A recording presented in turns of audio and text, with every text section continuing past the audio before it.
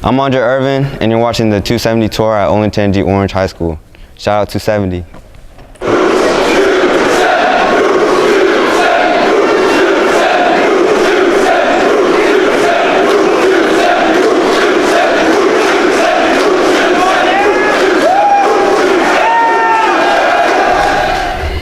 Welcome to the 270 tour. We are here in another stop at Olentangy Orange High School. As always, I'm your host, Zach Fleer of 270 Hoops, and today I'm joined by Olentangy Orange junior guard Andre Irvin. Andre, it's good to see you again, and how was the first day of practice and trials? It was good. It was good. A lot of getting back to the flow, getting back to the swing of things, but overall it was good. Going back to last season, you guys had the upset of the tournament. You knocked off top-seeded Dublin Coffman. For you, you were one of the very few underclassmen in that game. It was a high-level game full of high-level seniors, a couple juniors. For you, what was that moment like, helping lead your team to that win and then advance on to district final Saturday? It was an amazing feeling. It was definitely the biggest this far in my career. Just knowing what all the seniors grinding all year to get to that place. And we were really doubted going into that game, so we didn't really have anything to lose. So every possession we were just fighting, and then when we got the win, it was a great feeling. That's awesome. And then in that game, Bryce had the game of his career. You played under him your first 2 years. Yep. In that matchup, you needed everything that you got from him. Yep. And he outplayed, Don Penn, Keaton Turner, a very good Coffman team. What are some things that you learned from Bryce in the last 2 years, and what was the impact that he's had on you so far? He's definitely a fierce competitor. He's also a smaller guard, so it was good to learn stuff how he gets to the basket, how he finishes, and just I don't know, his body language when things were bad, he would always stay even, wasn't too high, wasn't too low. So definitely learned that. He definitely dropped some gems that I picked up. And then you play for a coach here, Anthony Kalo, that is one of the most intense coaches in the area. I posted a clip of him earlier this summer at the Ohio State team camp, putting in an offensive set for you guys literally 5 minutes before a scrimmage. Yeah. A lot of people picked up on it. They saw it. They agreed, man, that guy really coaches his guys up.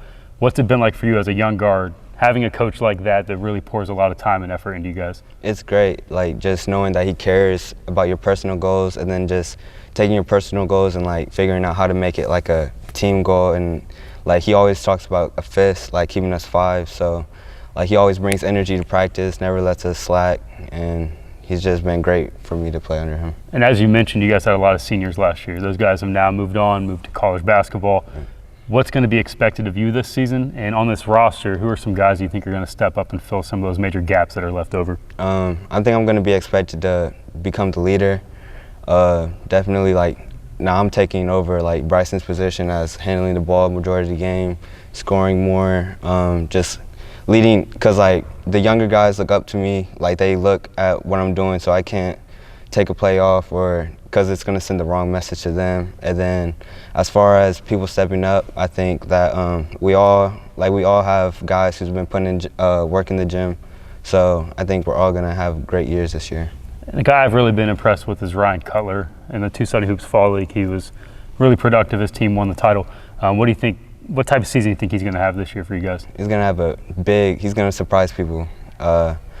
His length, his height, it's just, you don't see it in our league, so I think he's going to have a really good year. And another guy in this program who's kind of new to you guys is freshman Elias Lewis. At the intro event here actually at Orange, and then in the 270 Hoops Fall League, he was very impressive.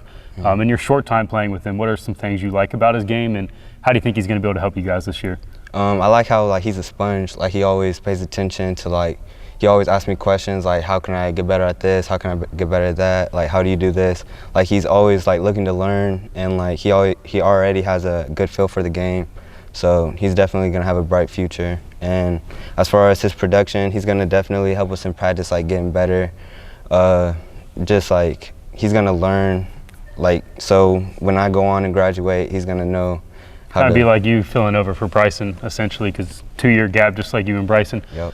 You're in an OCC Buckeye division where all 12 first and second team conference selections last year were seniors. Yep. What do you think this league is going to be like this year? And then what's it going to take for you guys to, eventually get to that point and maybe win the division?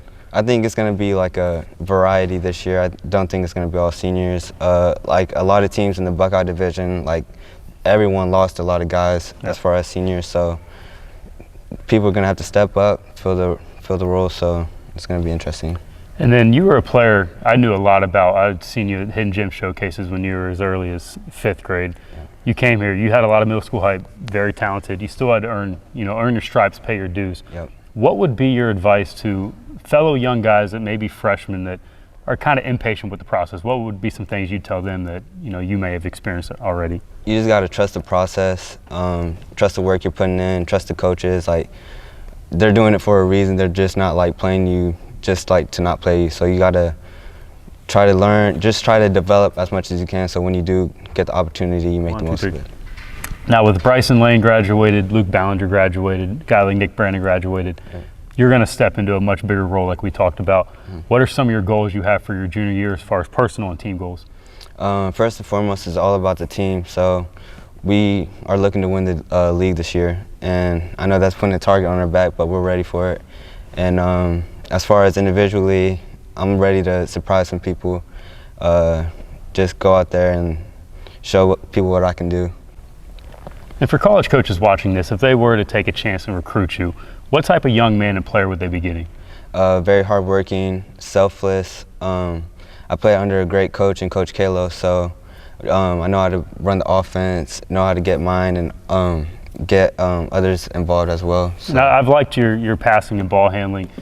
Coming into high school, I remember you came to the 270 Hoops Fall League as a freshman. You were on the walk-on list, and I was like, man, this kid's like 5'2". I don't know what's gonna. And you came in and you hit shots. You were scared. Have you always been fearless like that? Always, yep. I've always been undersized, like growing up. So just having a chip on my shoulder, I don't really let it affect me that much. Well, we've definitely seen that, and we look forward to watching you this season. Thank you. That's all we have here at our stop on the 270 tour at Olentangy Orange High School. As always, I'm your host, Zach Fleer, 270 Hoops. This is Andre Irvin. If you haven't seen Olentangy Orange yet, you need to get up here, watch Andre and the rest of the Pioneers. We'll see you guys next time for the next episode.